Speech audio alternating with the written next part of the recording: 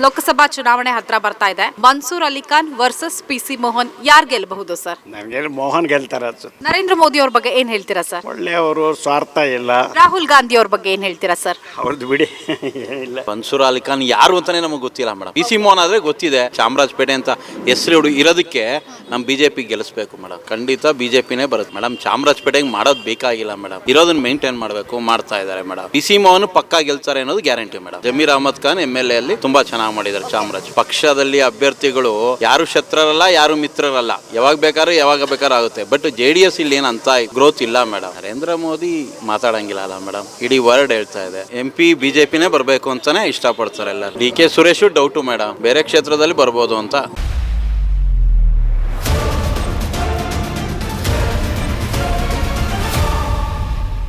ನಮಸ್ಕಾರ ವೀಕ್ಷಕರೇ, ಕರ್ನಾಟಕ ಟಿವಿಯ ಲೋಕ ಸಂಚಾರಕ್ಕೆ ಸ್ವಾಗತ. ನಾನ್ ವೀಣಾ ಸಿದ್ದಾಪುರ್. ದೇಶಾದ್ಯಂತ ಲೋಕಸಭಾ ಚುನಾವಣೆಯ ಕಾವು ದಿನದಿಂದ ದಿನಕ್ಕೆ ಜೋರಾಗ್ತಾ ಇದೆ. ಅದರಲ್ಲೂ ಕರ್ನಾಟಕದಲ್ಲಿ ಎಲ್ಲ ಕ್ಷೇತ್ರಗಳಲ್ಲೂ ಕೂಡ ಜಿದ್ದಾಜಿದ್ದಿನ ಪೈಪೋಟಿ ಇದೆ. ಇನ್ನು ಬೆಂಗಳೂರು ಅಂತ ಬಂದರೆ, ಬೆಂಗಳೂರು ಕೇಂದ್ರ ಲೋಕಸಭಾ ಕ್ಷೇತ್ರ ಏನಿದೆ, BJP ಪ್ರಾಬಲ್ಯ ಇರುವಂತಹ ಕ್ಷೇತ್ರ. ಯಾಕಂದರೆ ಹಾಲಿ ಸಂಸದರು P.C. ಮೋಹನ್ ಅವರು ಈಗಾಗಲೇ ಬರೋಬ್ಬರಿ 3 ಬಾರಿ ವಿಜಯಶಾಲಿಯಾಗಿದ್ದಾರೆ. ಸದ್ಯ BJPಯಿಂದ ಅವ್ರಿಗೆ ಟಿಕೆಟ್ ಸಿಕ್ಕಿದೆ.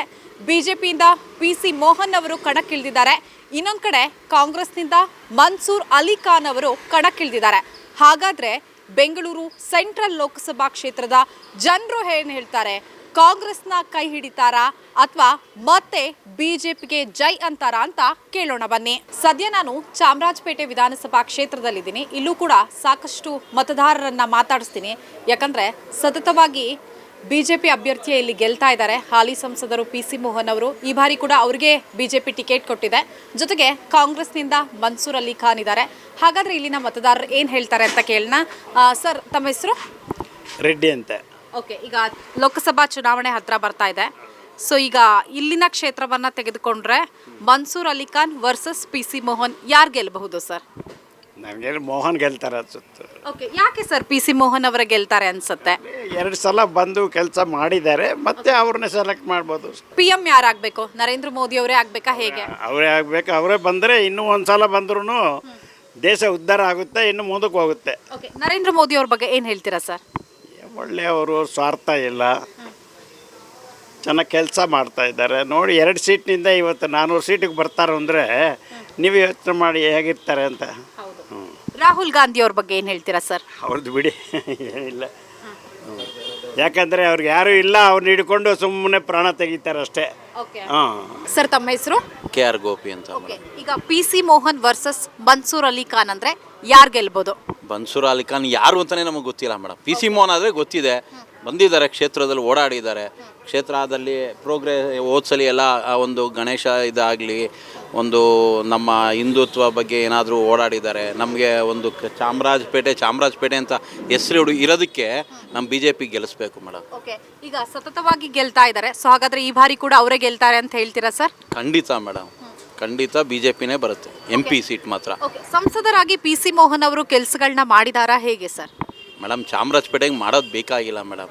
ಸ್ಲಮ್ಮಲ್ಲೆಲ್ಲ ಮಾಡಿದ್ದಾರೆ. ನೀರಿನ ತೊಂದರೆ ಇಲ್ಲ ಚಾಮರಾಜಪೇಟೆ, ಹಳೆ ಚಾಮರಾಜಪೇಟೆ ರಾಜರ ಕಾಲದಿಂದ ಇದೆ. ರಸ್ತೆಗಳೆಲ್ಲ ಚೆನ್ನಾಗಿದೆ. ಇರೋದನ್ನ ಮೇಂಟೈನ್ ಮಾಡಬೇಕು, ಮಾಡ್ತಾ ಇದ್ದಾರೆ ಮೇಡಮ್. ನಮ್ಮ ಕಡೆ BJPನೂ ಚೆನ್ನಾಗಿದೆ, ಕಾಂಗ್ರೆಸ್ಸು ಚೆನ್ನಾಗಿದೆ. ಇಲ್ಲಿ ಜಮೀರ್ ಅಹಮದ್ ಖಾನ್ ಅವರು MLA ಆಗಿದ್ದು, ಅದು ಅವರು ಎಷ್ಟು ಗ್ಯಾರಂಟಿ ಇಲ್ಲಿ ಗೆಲ್ತಾರೆ ಅನ್ನೋದ್ರ P.C. ಮೋಹನ್ ಪಕ್ಕಾ ಗೆಲ್ತಾರೆ ಅನ್ನೋದು ಗ್ಯಾರಂಟಿ ಮೇಡಮ್. ಓಕೆ, ಅಂದರೆ ಇಲ್ಲಿ ಪಕ್ಷಕ್ಕಿಂತ ಅಭ್ಯರ್ಥಿಯನ್ನ ನೋಡಿ ಮತ ಹಾಕ್ತಾರಾ ಅಥವಾ ಸೆಂಟ್ರಲ್ ಅಂತ ಬಂದ ತಕ್ಷಣ BJP ಅಂತ ಮತ ಹಾಕ್ತಾರಾ, ಹೇಗೆ ಸರ್? ಇಲ್ಲಿ BJP ಅನ್ನೋದು ಇದೆ ಸೆಂಟ್ರಲ್ ಅಂದ್ಬಿಟ್ಟು, ಮತ್ತೆ P.C. ಮೋಹನ್ಗೂ ಒಳ್ಳೆ ಹೆಸರಿದೆ ಮೇಡಮ್. ಓಕೆ, ಈಗ ಸ್ಟೇಟ್ ಅಂತ ಬಂದರೆ ಜಮೀರ್ ಅವರು ಬೇಕು ಅಂತ. ಹೌದು ಮೇಡಮ್, ಜಮೀರ್ ಅಹಮದ್ ಖಾನ್ MLA ಅಲ್ಲಿ ತುಂಬ ಚೆನ್ನಾಗಿ ಮಾಡಿದ್ದಾರೆ Chamarajpet. Congress MLA, BJP MP ಇಬ್ಬರ ಮಧ್ಯ ಒಳ್ಳೆ ಕೋಆರ್ಡಿನೇಷನ್ ಅಥವಾ ಅಭಿವೃದ್ಧಿ ಆಗಿದೆಯಾ, ಹೇಗೆ? ಆಗಿದೆ ಮೇಡಮ್, ಖಂಡಿತ ಮೇಡಮ್. ಮನ್ಸೂರ್ ಅಲಿ ಖಾನ್ ಅವರು ಗೊತ್ತಿಲ್ಲ ಅಂತ ಹೇಳ್ತೀವಿ. ಇಲ್ಲ ಮೇಡಮ್, ಅವ್ರು ಯಾರು ಅನ್ನೋದೇ ನಮಗೆ ಗೊತ್ತಿಲ್ಲ ಮೇಡಮ್. ಅನೌನ್ಸ್ ಮಾಡಿದ್ಮೇಲೆ ಗೊತ್ತಾಯ್ತು ಹೆಸರು ಇದು ಅಂತ. ನಾವು ಅವ್ರ ಮುಖನೂ ನೋಡಿಲ್ಲ ಇನ್ನು. ಓಕೆ, ಈಗ ಲೋಕಸಭಾ ಚುನಾವಣೆಗಾಗಿ BJP ಮತ್ತೆ JDS ಮೈತ್ರಿ ಮಾಡ್ಕೊಂಡಿದೆ. ಇದ್ರ ಬಗ್ಗೆ ಏನು ಹೇಳ್ತೀರಾ? ಮೈತ್ರಿ ಮಾಡ್ಕೊಂಡಿರೋದ್ರಿಂದ BJP ಅಭ್ಯರ್ಥಿಗೆ ಅದು ಪ್ಲಸ್ ಪಾಯಿಂಟ್ ಆಗುತ್ತಾ, ಹೇಗೆ? ಹೇಳಿಲ್ವಾ ಮೇಡಮ್, ಪಕ್ಷದಲ್ಲಿ ಅಭ್ಯರ್ಥಿಗಳು ಯಾರು ಶತ್ರುರಲ್ಲ, ಯಾರು ಮಿತ್ರರಲ್ಲ. ಯಾವಾಗ ಬೇಕಾದ್ರೂ ಆಗುತ್ತೆ. ಬಟ್ JDS ಇಲ್ಲಿ ಏನಂತ ಗ್ರೋತ್ ಇಲ್ಲ ಮೇಡಮ್. ಆದರೂ BJP ಗೆಲ್ಲುತ್ತೆ ಮೇಡಮ್. ಓಕೆ, ನರೇಂದ್ರ ಮೋದಿ ಅವ್ರ ಬಗ್ಗೆ ಏನು ಹೇಳ್ತೀರಾ ಸರ್?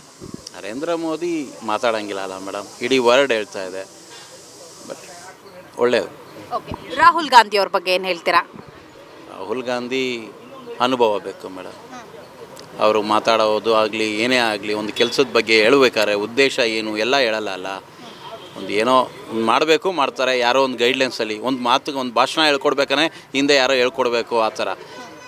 ಆದರೆ ಮೋದಿ ಹಂಗಲ್ಲ, ಮೊದಲೇ ಪ್ರಿಪೇರ್ ಆಗಿರ್ತಾರೆ, ಯಾವ್ದು ಮಾತಾಡಬೇಕು, ಏನು ಮಾಡೋದು ಬೇಕು, ಏನು ಇಂಟೆನ್ಷನ್ ಇಟ್ಕೊಂಡು ಮಾಡಬೇಕು, ಅದನ್ನೆಲ್ಲ ಯೋಜನೆ ಚೆನ್ನಾಗಿದೆ ಅವ್ರದ್ದು. ಓಕೆ, ಈಗ ಆಲ್ರೆಡಿ ಡೇಟ್ ಅನೌನ್ಸ್ ಆಗಿದೆ ಚುನಾವಣೆಗೆ, ಸೊ ರಾಜಕೀಯ ಚರ್ಚೆಗಳು ಕೂಡ ಶುರುವಾಗುತ್ತೆ. ಏನು ಹೇಳ್ತಾರೆ ಜನ ಇಲ್ಲ ಈ ಥರ ಟೀ ಕುಡಿಯುವಂತಹ ಸಂದರ್ಭದಲ್ಲಿರ್ಬೋದು, ಅಥವಾ ನಿಮ್ಮ ಫ್ರೆಂಡ್ಸ್ ಎಲ್ಲ ಕೆಲವೊಂದು ಸಲ ಏನಾಗುತ್ತೆ, ಯಾರು ಹಾಲಿ ಸಂಸದರು ಇರ್ತಾರೋ ಸೊ ಅವ್ರನ್ನ ಬದಲಾಯಿಸಬೇಕು ಅನ್ನೋ ಲೆಕ್ಕಾಚಾರದಲ್ಲಿ ಮತದಾರರು ಇರ್ತಾರೆ, ಬದಲಾವಣೆಯನ್ನು ಬಯಸಿರ್ತಾರೆ. ಆದರೆ ನಿಮ್ಮ ಮಾತಿನ ಪ್ರಕಾರ ಈಗಿರುವ ಸಂಸದರೇ ಮುಂದುವರಿಲಿ ಅಂತ ಎಲ್ಲರ ತೀರ್ಮಾನ ಕೂಡ ಅದೇ ಆಗಿದೆಯಾ, ಹೇಗೆ ಸರ್? ಇಲ್ಲಿ ಪಕ್ಕ BJPನೇ ಮೇಡಮ್, MP BJPನೇ ಬರಬೇಕು ಅಂತಲೇ ಇಷ್ಟಪಡ್ತಾರೆ ಎಲ್ಲರೂ. ಎಲ್ಲರೂ ಬಾಯಲ್ಲೂ ಬರೋದು BJP ಬರಲಿ ಅಂತ. ಅದು ಈ ವರ್ಷ ಜಾಸ್ತಿ ಇದೆ ಮೇಡಮ್, ಈ ಟ್ರೆಂಡ್ ಬೇರೆ, ಮೋದಿ ಅನ್ನೋದು ಬೇರೆ ಇರೋದ್ರಿಂದ BJP ಪಕ್ಕ. ಕಳೆದ ವರ್ಷ ಕೂಡ ಇತ್ತು, ಅದಕ್ಕೂ ಕಳೆದ ವರ್ಷ ಕೂಡ ಇತ್ತು ಮೋದಿ ಅನ್ನುವಂತಹ ಟ್ರೆಂಡು. 28 ಲೋಕಸಭಾ ಕ್ಷೇತ್ರ ಇದೆ ಸ್ಟೇಟಲ್ಲಿ. ಹಾಗಾದರೆ ನಿಮ್ಮ ಪ್ರಕಾರ BJP ಮತ್ತು JDS ಮೈತ್ರಿಗೆ ಎಷ್ಟು ವಿನ್ ಆಗ್ಬೋದು, ಕಾಂಗ್ರೆಸ್ ಎಷ್ಟು ವಿನ್ ಆಗ್ಬೋದು ಸರ್? ಒಂದು 4 ಕ್ಷೇತ್ರ ಹೋಗ್ಬೋದು ಮೇಡಮ್, ಕಾಂಗ್ರೆಸ್ಸು JDS, ಮಿಕ್ಕಿದೆಲ್ಲ BJP ಬರುತ್ತೆ. ಈಗ ಕಾಂಗ್ರೆಸ್ಗೆ 2019ರಲ್ಲಿ ಕೇವಲ 1 ಸೀಟ್ ಅಷ್ಟೇ ಬಂದಿತ್ತು, ಬೆಂಗಳೂರು ಗ್ರಾಮಾಂತರ.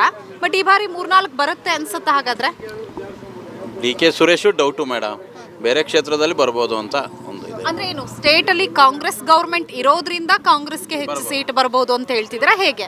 ಅವ್ರಿಗೆ ಅನುಕೂಲಗಳು ಕೊಟ್ಟಿದ್ದಾರಲ್ಲ, ಗ್ಯಾರಂಟಿಗಳು, ಅದರಿಂದ ಸ್ವಲ್ಪ ಜನ ಆ ನಿಯತ್ತು ಇಲ್ಲ ದುಡ್ಡಿನ ಅರಿವು ಆ ಕಡೆಯಿಂದ ಬರ್ಬೋದು ಮೇಡಮ್. ಒಂದು 4 ಸೀಟ್ ಬರ್ಬೋದು ಮೇಡಮ್. ಯಾಕಂದರೆ ನಮ್ಮಲ್ಲಿ ಬೆಂಗಳೂರಲ್ಲಿ ಸ್ವಲ್ಪ ದುಡ್ಡು ಅಷ್ಟು ಓಡಾಡೋದೇ ಇರ್ಬೋದು, ಹಳ್ಳಿ ಕಡೆ ಜನಕ್ಕೆ ದುಡ್ಡು ಇಂಪಾರ್ಟೆಂಟು. ಉತ್ತರ ಕರ್ನಾಟಕ ಆ ಕಡೆ ಎಲ್ಲ ಪ್ರೋಗ್ರೆಸ್ಸೇ ಇಲ್ಲ, ಅಲ್ಲಿ ಜನ ದುಡ್ಡು ಕೊಟ್ಟರೆ ಅವ್ರಿಗೆ ಹೋಗ್ಬಿಟ್ಟು ಹಾಕ್ಬಿಡ್ತಾರೆ ಮೇಡಮ್. ಈಗ BJP ಅಭ್ಯರ್ಥಿಗಳ ಮುಖವನ್ನ ನೋಡಿ ಕರ್ನಾಟಕದ ಜನರು BJPಗೆ ಓಟ್ ಹಾಕ್ತಾರಾ, ಅಥವಾ ನರೇಂದ್ರ ಮೋದಿ ಅವರನ್ನ ನೋಡಿ ಓಟ್ ಹಾಕ್ತಾರಾ ಸರ್? ನರೇಂದ್ರ ಮೋದಿಗೆ ಒಂದು ವರ್ಚಸ್ಸಿದೆ, BJP ಕ್ಯಾಂಡಿಡೇಟು ಮೇಲೂ ಡಿಪೆಂಡ್ ಆಗುತ್ತೆ. ಆ ಕ್ಷೇತ್ರದಲ್ಲಿ ಈಗ ಮೊದಲ ಥರ ಎಲ್ಲ ಜನ ಇಲ್ಲ, ಕೇಳ್ತಾರೆ. ಕೆಲಸ ಆಗಿಲ್ಲ ಅಂದರೆ ನೀವು ಕೆಲಸ ಮಾಡಿಲ್ಲ ಅನ್ನೋದು ಕೇಳೋಷ್ಟು ರೈಟ್ಸ್ ಬಂದಿದೆ ಜನಕ್ಕೆ, ಕೇಳ್ತಾರೆ ಮೇಡಮ್. ಅಂದ್ರೆ ಮೋದಿ ಅವರ ವರ್ಚಸ್ಸು ಹಾಗೆ ಅಭ್ಯರ್ಥಿಯಿಂದಾಗಿ BJP ಅಭ್ಯರ್ಥಿಗಳೇ ಹೆಚ್ಚು ಗೆಲ್ತಾರೆ ಅಂತ. ಯಾಕಂದ್ರೆ ಲಾಸ್ಟ್ ನಾವು MLA ಇದರಲ್ಲಿ ನಾವು ನೋಡಿದೀವಿ, ಲೆಕ್ಕಾಚಾರ ಬದಲಾಗಿದೆ. ಯಾಕಂದ್ರೆ ಯಡಿಯೂರಪ್ಪ ಬಿಟ್ಟು ಕರ್ನಾಟಕದಲ್ಲಿ ನಡೆಯಲ್ಲ ಅನ್ನೋದು ಅವ್ರಿಗೂ ಗೊತ್ತಾಗಿದೆ. ಹಾಗಾಗಿ ಈ ಸರಿನೂ ಅವರು ಹುಡುಕಿ ಮಾಡಿದ್ದಾರೆ, ಮಹಾರಾಜರು ಇದ್ದಾರೆ ಈ ಸಲ, ಆಗುತ್ತೆ ಮೇಡಮ್. ನೀವು ಹೇಳಿದ್ರಿ ಅದ MLA ಎಲೆಕ್ಷನ್ ಅಲ್ಲಿ ಲೆಕ್ಕಾಚಾರ ಚೇಂಜ್ ಆಗಿತ್ತು ಅಂತ, ಅದೇ ಲೆಕ್ಕಾಚಾರ MP ಎಲೆಕ್ಷನ್ ಅಲ್ಲೂ ರಿಪೀಟ್ ಆಗತ್ತೆ ಅಂತ ಕಾಂಗ್ರೆಸ್ ಅನ್ಕೊಂಡಿದೆ. ಇಲ್ಲ ಮೇಡಮ್, ಇಲ್ಲಿ ಒಳ್ಳೆ ಅಭ್ಯರ್ಥಿಗಳನ್ನೇ ಹಾಕಿದ್ದಾರೆ. ಇಲ್ಲಿ ಅಂಥ ವೈಮನಸ್ಯ ಏನು ಬಂದಿಲ್ಲ BJPಲಿ. ಲಾಸ್ಟ್ ಟೈಮ್ ಆದರೆ ತುಂಬ ವೈಮನಸ್ಯ ಇತ್ತು, ನಾವು BJPಯವ್ರು ನಾವೇ ಸೋಲಿಸ್ಬೇಕು ಅನ್ನೋದಿತ್ತು. ಆಮೇಲೆ ಹೊರಗಡೆಯಿಂದ ಬಂದಿರೋರು ಇದ್ದರು, ಅವ್ರಿಗೆ ಜಾಸ್ತಿ ಬೆಂಬಲ ಕೊಡ್ತಾವ್ರೆ ಅನ್ನೋದಿತ್ತು. ಇಲ್ಲೇನು ಆಗಿಲ್ಲ ಅಲ್ಲ, ಇನ್ನೂ ಯಾರು ಹೊರಗಡೆ ಬಂದಿಲ್ಲ, ಎಲ್ಲ BJPಯವರೇ ಯೂತ್ ಕೊಟ್ಟಿದ್ದಾರೆ. ಅದರಲ್ಲಿ ಹುಡುಕಿ ಯೋಚನೆ ಮಾಡಿ ಕೊಟ್ಟಿದ್ದಾರೆ, ಡಿಸ್ಕಷನ್ ಮಾಡಿದ್ದಾರೆ. ಜನ ಮಾಡ್ತಾರೆ ಮೇಡಮ್, ಸೇವೆ ಮಾಡ್ತಾರೆ ಅನ್ನೋ ನಂಬಿಕೆ ಇದೆ. ಒಂದ್ಸಲಿ ನೋಡೋಣ. ಲಾಸ್ಟ್ ಇದು ಈಗ ಅಯೋಧ್ಯೆ ದೇವಸ್ಥಾನ ಮಂದಿರ ಕಟ್ತೀನಿ ಅಂದಿದ್ರು, ಕಟ್ಟಿದ್ದಾರೆ. ನೆಕ್ಸ್ಟು ಇನ್ನೂ ಅವರು 3-4 ಕನಸಿದೆಯಲ್ಲ, ಅದೆಲ್ಲ ಬರುತ್ತೆ ಅಂತ ನಾವು. ಬಟ್ ಈಗ ಅಯೋಧ್ಯೆ ವಿಚಾರಕ್ಕೆ ಬಂದರೆ ಕಾಂಗ್ರೆಸ್ನವರು ಆರೋಪ ಮಾಡ್ತಾರೆ, ಇನ್ನೂ ಕೂಡ ಕಟ್ಟಡ ನಿರ್ಮಾಣ ಕಾಮಗಾರಿ ಪೂರ್ಣ ಆಗಿರಲಿಲ್ಲ, ಎಲೆಕ್ಷನ್ ಹತ್ರ ಇರೋದ್ರಿಂದ ಅದಕ್ಕೂ ಮುಂಚೆ ಶ್ರೀರಾಮಲಲ್ಲಾನ ಪ್ರಾಣ ಪ್ರತಿಷ್ಠಾಪನೆ ಮಾಡಿದ್ದಾರೆ ಅಂತ. ಪ್ರತಿಷ್ಠಾಪನೆ ಆದಮೇಲೆ ದೇವಸ್ಥಾನ ಅಂತ ಅದು ಒಳಗಡೆ ಅಂದಮೇಲೆ, ಇವಾಗ ಮನೆ ಎಲ್ಲ ಕಟ್ಟಿದ ಮೇಲೆ ಗೃಹ ಪ್ರವೇಶ ಆದಮೇಲೆ ಸಣ್ಣ ಪುಟ್ಟದ ಕೆಲಸ ಇರುತ್ತಲ್ಲ, ಆ ಥರ ಇರುತ್ತೆ ಮೇಡಮ್. ಒಟ್ಟಿನಲ್ಲಿ ಪ್ರತಿಷ್ಠಾಪನೆ ಇದೆ, ದಿನ 2 ಲಕ್ಷ ಜನ ಬರ್ತಾ ಇದ್ದಾರೆ, ನೋಡ್ತಾರೆ. ದೇವಸ್ಥಾನ ಇಂಪ್ರೂವ್ಮೆಂಟು, ಅಲ್ಲಿಂದ ಏರಿಯಾ ಎಲ್ಲ ಜಾಸ್ತಿ ಆಗಿದೆ, ಡೆವಲಪ್ ಆಗಿದೆ, ಇಂಡಸ್ಟ್ರಿಯಲ್ ಡೆವಲಪ್ ಆಗುತ್ತೆ. ಅಲ್ಲಿ ಒಂದು ವ್ಯಾಪಾರ ವಹಿವಾಟು ನಡೆಯುತ್ತೆ, ಜನಸಂಖ್ಯೆ ಜಾಸ್ತಿ ಆಗುತ್ತೆ.